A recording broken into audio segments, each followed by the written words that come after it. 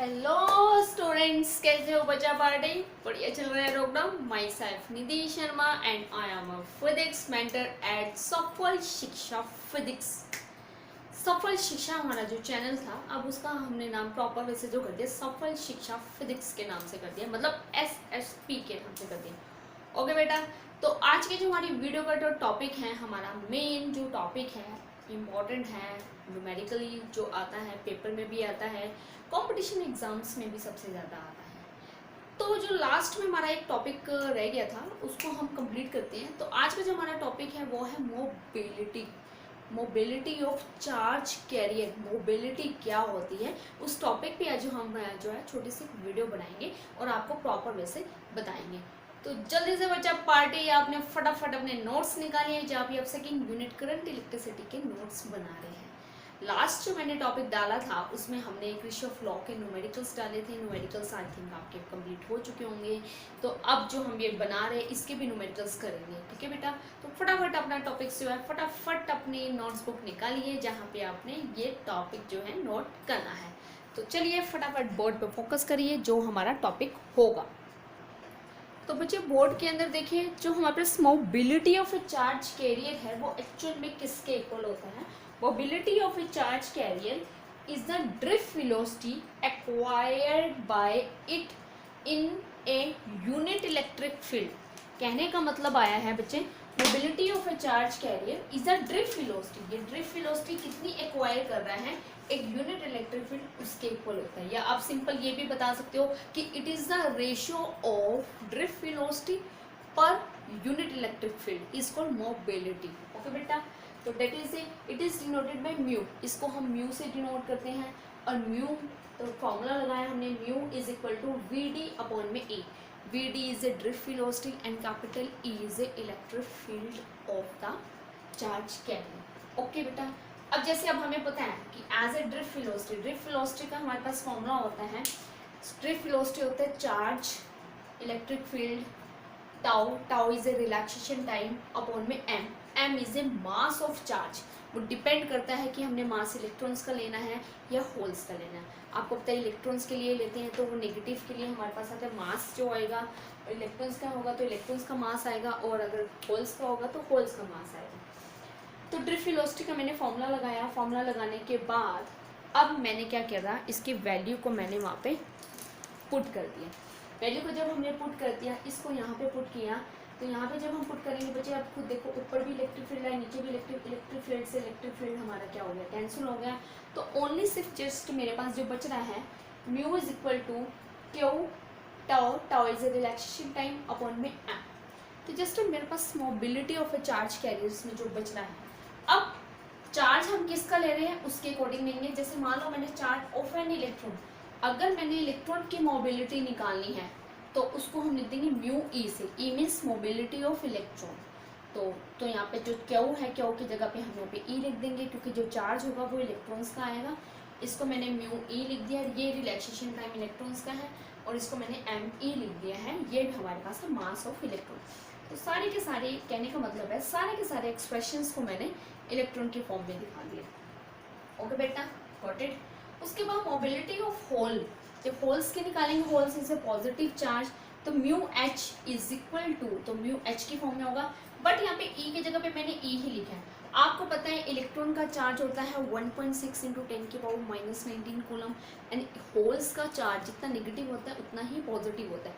Holes का charge भी हमारे पास क्या होगा, 1.6 इंटू 10⁻⁻19 कूलम। तो उसको भी मैंने यहाँ पे कैपिटल ई से स्मॉल ई से ही शो किया है, ठीक है बेटा? उसको भी हमने यहाँ पे स्मॉल ई से ही शो किया है। उसके बाद mu H is a relaxation times of holes and mu, उसके बाद अपॉन में M H is a mass of holes. ये होल्स का हमारे पास मास हो गया। उसके बाद अब सिंपल सा देखिए, मोटा मोटा सा हिसाब है। Both mobilities of electrons and holes are positive. दोनों के जो मोबिलिटीज आई है वो पॉजिटिव आई है। Then their drift velocities are opposite to each other. इनकी जो ड्रिफ्ट वेलोसिटी होती है तो वो अपोजिट टू ईच अदर होती है, क्योंकि दोनों का आंसर पॉजिटिव आया है, तो ड्रिफ्ट वेलोसिटी की जो डायरेक्शंस होंगी वो अपोजिट होंगी। ओके बेटा, क्लियर है?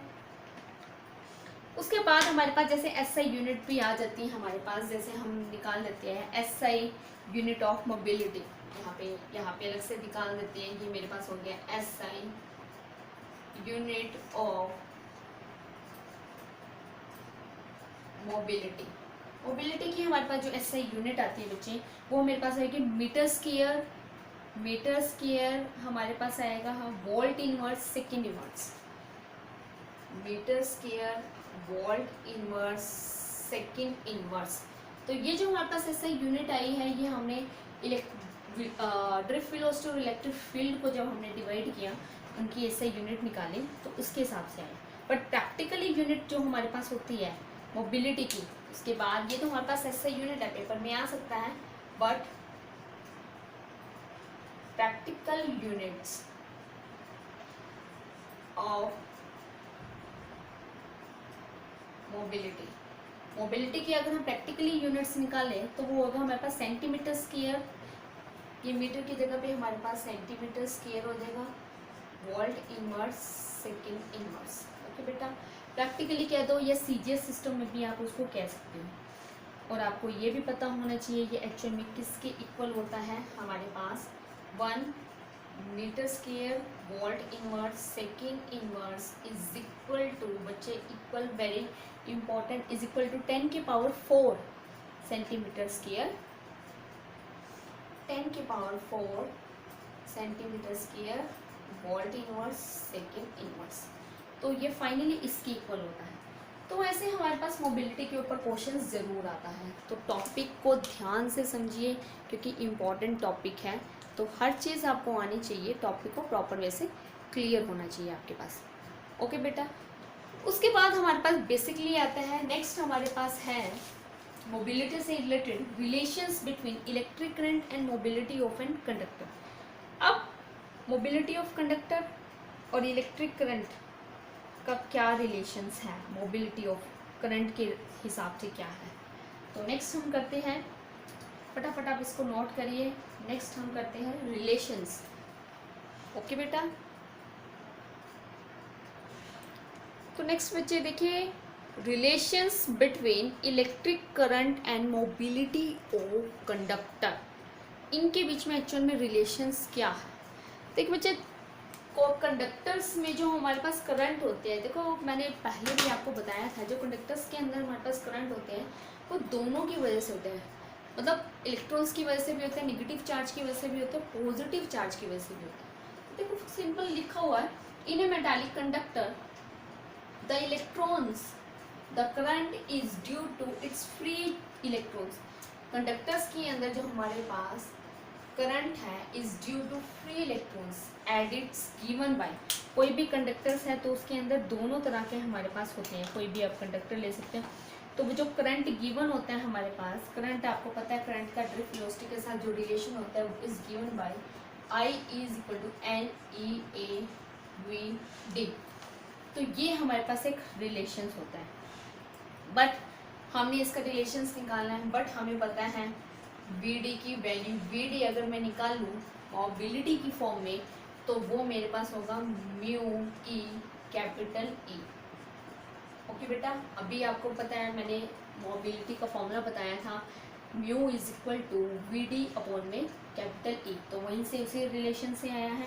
अब बट मैंने क्या करना है, इस वैल्यू को पुट किया, ये इक्वेशन फर्स्ट में है, इसको मैंने पुट कर दिया, पुट इन फर्स्ट, तो फाइनली I की जो वैल्यू होगी NEA, VD के जगह पे हमारे पास ये आ गया म्यू ई कैपिटल E। ठीक है, तो this is the relations of electric current and electron mobility. तो हमारे पास ये रिलेशंस बनता है electric currents and electron mobility के बीच का। तो ऐसे कितने सारे रिलेशंस आते हैं, ये सिर्फ हमारे पास है कंडक्टर के केस में। कंडक्टर के केस में हम जो चार्ज लेते हैं वो फ्री इलेक्ट्रॉन्स लेते हैं, तो वहाँ पे होल्स नहीं होते। बट अगर हम इस रिलेशंस को बच्चे, अगर हम इस रिलेशंस को लेते हैं सेमी कंडक्टर की फॉर्म में, सेमी कंडक्टर क्या होते हैं, सेमी कंडक्टर एक ऐसे डिवाइस होते हैं जिसमें जो करंट होता है वो इलेक्ट्रॉन्स और होल्स दोनों की वजह से होता है। तो अगर हम सेमीकंडक्टर्स की फॉर्म में लेते हैं तो वहाँ पे हमें इसी चीज़ को हम सेम लिख सकते हैं, तो वहाँ पे हमें इलेक्ट्रॉन्स की वजह से भी आएगा और होल्स की वजह से भी आएगा, तो वो भी रिलेशंस आपके पास हो सकता है। लेकिन अगर आपके पास पेपर में ओनली सिंपल 2 नंबर का रिलेशंस आता है कि आपने 2 मार्क्स में ही रिलेशंस को डिफाइन करना है, तो 2 मार्क्स के अकॉर्डिंग तो हमारा इतना ही रिलेशंस बनता है। ओके, तो आगे हम इसी को एक्सप्लेन कर देते हैं सेमीकंडक्टर्स की फॉर्म में। अब relations between electric current and mobility for a semiconductor. Next हम ले लेते हैं, देखो relations between electric current and mobility for a semiconductor. Okay बेटा, अब हम ये सेमीकंडक्टर के फॉर्म में कर रहे हैं। अब सेमीकंडक्टर्स की बात आती है तो यहाँ पे हम लिख सकते हैं the conductivity of semiconductors is both due to currents, electrons and holes. Okay बेटा, तो यहाँ पे मैंने लिखा, तो वहाँ पे जो कंडक्टिविटीज होती है वो दोनों की वजह से होती है। The conductivities of semiconductor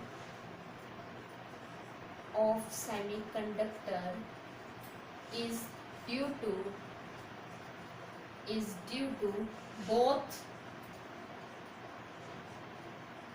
electrons and holes। ये दोनों की वजह से होती है, इलेक्ट्रॉन्स एंड होल्स। ओके बेटा, so electric current in A semiconductor, so electric current in a semiconductor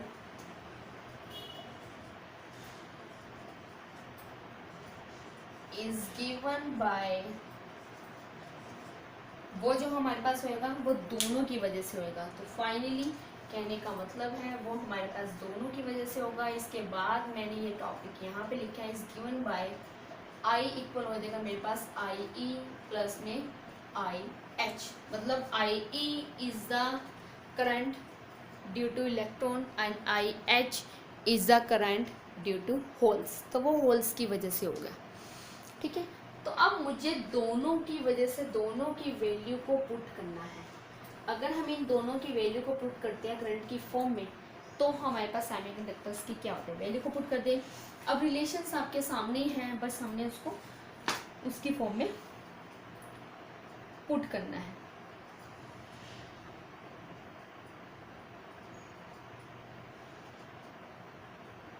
जिसके अंदर हम इलेक्ट्रॉन्स की फॉर्म में भी लेंगे और होल्स की फॉर्म में भी लेंगे। तो आप इसको N और P,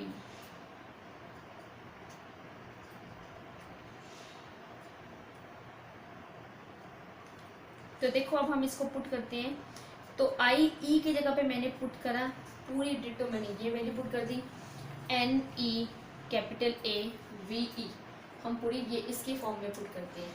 तो फाइनली आई ई की जगह पे मैंने पुट किया N E A V E, V E means drift velocity electrons की। ओके बेटा, इधर मैंने पुट कर दा, इधर मैंने पुट करा N की जगह पे हम यहाँ पे P ले रहे हैं। P यहाँ पे होल्स को रिप्रेजेंट कर रहा है, P E A V H। P हमारे पास N तो हमारे पास इलेक्ट्रॉन डेंसिटी है और वो हमारे पास होल डेंसिटी होगी। ठीक है बेटा, तो ये हमारे पास आ गया। अब इसको अगर मैं इसकी फॉर्म में करूँ, मोबिलिटी की फॉर्म में करूँ, इसकी फॉर्म में भी आप कर सकते हैं। तो ये इसकी फॉर्म में अगर मैं इसको करूँ तो N E A V E की जगह पे यहाँ पे आ जाएगा म्यू E कैपिटल E, और इधर P E आएगा, A V H की जगह पे यहाँ पे आ जाएगा mu H capital E। Common क्या आ रहा है, कॉमन इन सब में से हमारे पास आ रहा है, एक तो मेरे पास E कॉमन आ रहा है, दोनों में एरिया दे रखा है, और एक कैपिटल E कॉमन आ रहा है, और अंदर जो मेरे पास बच रहा है, इधर से बच रहा है N म्यू E, उधर से बच रहा है P म्यू H। तो ये हमारे पास एक रिलेशंस बच रहा है। ठीक है, तो ये रिलेशन जो हमारे पास आ रहा है, तो इसके अंदर where N and P are the electrons and hole density, आप इसको लिख सकते हो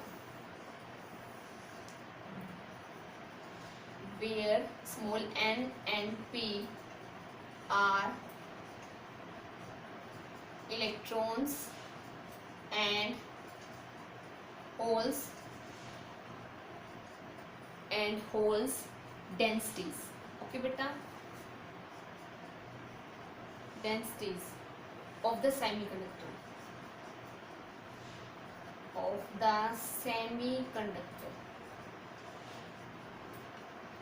तो बेसिकली हमारे पास ये सेमीकंडक्टर्स की फॉर्म में मैंने निकाला, तो सेमीकंडक्टर्स की फॉर्म में तो ऐसे छोटे मोटे रिलेशंस आते रहते हैं। तो पेपर के अंदर वहाँ पे अब बोर्ड का एग्ज़ाम है, कॉम्पिटिशन्स भी हम कर रहे हैं, तो इसके अकॉर्डिंग हमारे पास वहाँ पे कुछ भी आ सकता है। रिलेशंस को तो आप आगे जितना मर्जी बढ़ाते रहो। अब इसी रिलेशंस को ही उसने कंबाइन करके लिखा हुआ है, इसी रिलेशन से हमने एक और रिलेशंस निकाला है। तो नेक्स्ट है conductivity of the semiconductor. Semiconductor की एक्चुअल में कंडक्टिविटी क्या होती है, तो अंडरस्टैंडिंग है बच्चे, सेमीकंडक्टर में दोनों चार्ज होती है, इलेक्ट्रॉन्स भी प्रोटॉन्स में, तो उसके अंदर हमें कंडक्टिविटी दोनों के लिए होगी। तो सिंपली मेथड से जो आपको ये एक्सप्रेशंस बता रखा है, कुछ सिंपल मेथड से बता रखा है, ध्यान से समझना। सबसे पहले according to ohm's law V is equal to I R, तो I की वैल्यू निकाली, I is equal to V by R. Okay बेटा, अब जो V होता है एक्चुअल में हमारे पास फाइनली जो V होता है वो हमारे पास E बाई एल होता है। कहाँ से होता है, आपको मैंने एक इलेक्ट्रिक फील्ड का फॉर्मूला बताया था, इलेक्ट्रिक फील्ड होता है वोल्टेज अपॉन में पर यूनिट लेंथ। ओके बेटा, तो वहाँ से मैंने V की वैल्यू निकाली, V होगा मेरे पास E बाई एल, एल है length of the conductor, E is electric field start up in the conductor.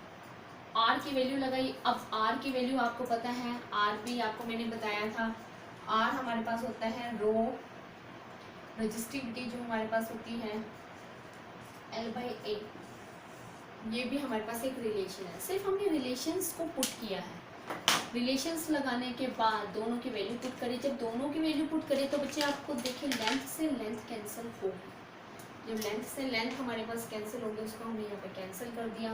तो फाइनली जो बच्चे मेरे पास बचा, capital I is equal to capital E is the electric field, A is the area and rho is the resistivity of the semiconductor. अब ये semiconductor की, और इससे पहले अभी हमने किया था तो मैंने यहाँ पे वी नो डैट कर दिया। अभी हम ये एक्सप्रेशंस करके आए हैं जो लास्ट मैंने किया था। तो दोनों इक्वेशंस में करंट है, दोनों इक्वेशंस को मैंने जो है कंबाइन किया।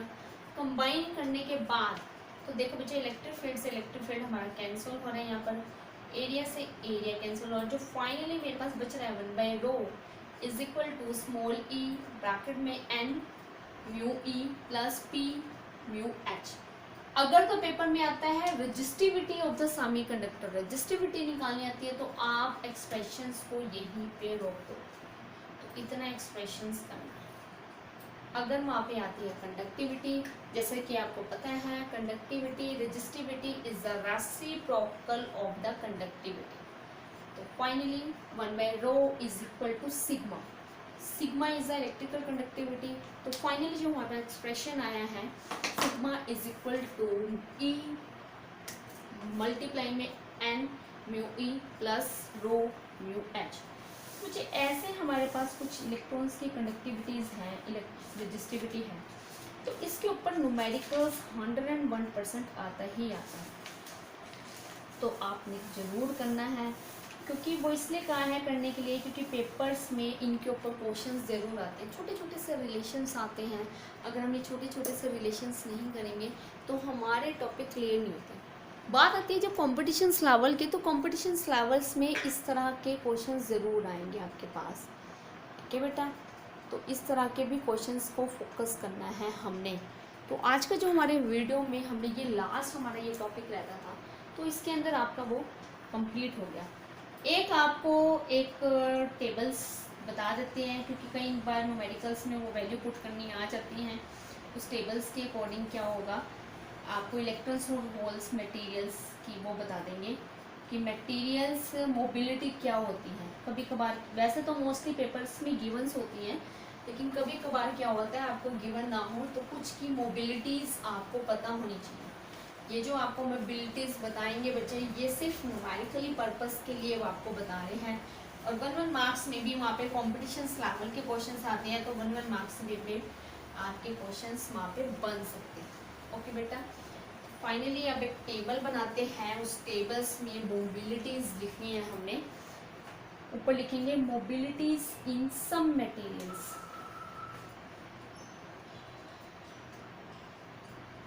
मोबिलिटीज इन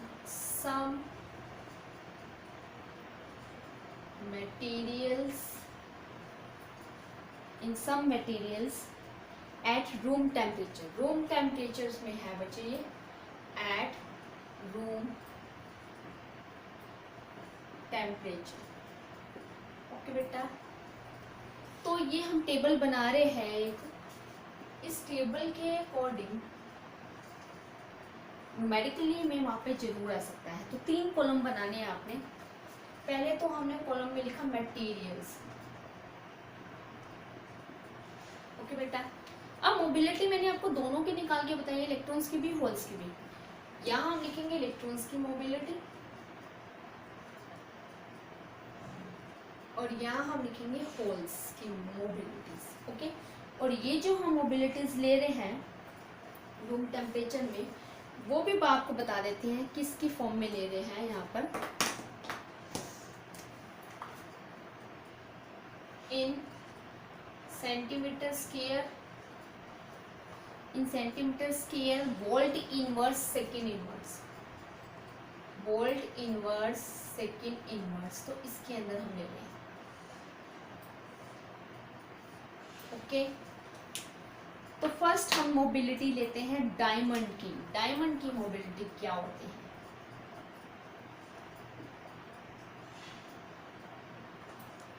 डायमंड लिखेंगे। सेकेंड लिखेंगे सिलिकॉन की। Silicon is a semiconductor, silicon की। ओके बेटा, थर्ड हम लिखेंगे जर्मेनियम की मोबिलिटी। थर्ड हमारे पास है, ये भी हमारे पास सेमीकंडक्टर्स हैं।